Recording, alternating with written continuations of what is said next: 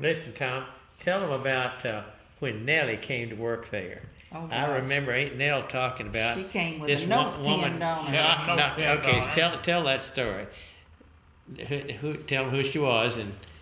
Well, she worked out in the country, and she couldn't read or write, and she could cook. I mean, you know, she'd been out at this family in the country, and they were having to move or something. I guess maybe like going to a nursing home or whatever. And she came to the back door of the house up on Chestnut Street. Thinking it was the people who'd lived there before you all, I think, wasn't that right? Well, now I didn't know about that. Well, I knew I that think that's why she came there. she had a note pinned on her, and so there was a room over the garage, and so you know, that was just perfect, and it was less than ideal living conditions, but there was a toilet down on the ground. And this room was up over the garage. And she worked for you all how many years? Oh, Lord, she stayed. Tom and I took her to the nursing home out at Woodburn. She stayed till way after we were married. You know, every bunch of children that came up wanted to teach Nellie to read.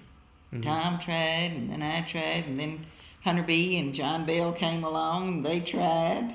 But you never did No succeed. one could teach Nellie how to read. She was a character, to say the least. She wore clothes that were like things wrapped around her. She just sort of wore one set of clothes over another, and so therefore she was.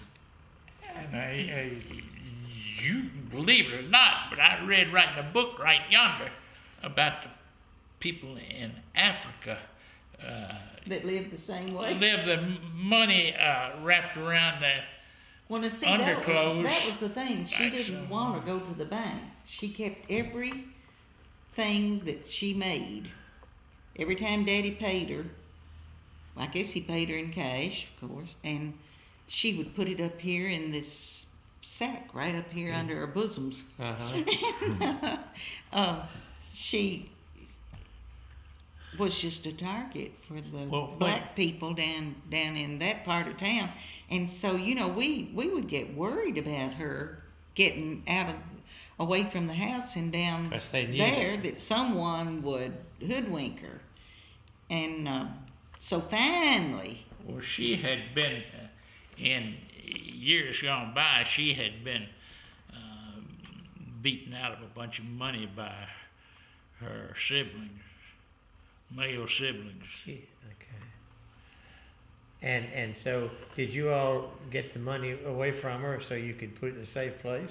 Yes, Daddy finally got her to agree, and he didn't get it all, I don't think. But we got what there was, but how much had been lost over the years? Because they'd find money under chests, under tables, under the edge of curtains around the room. I mean, ain't no telling how much she lost over the years.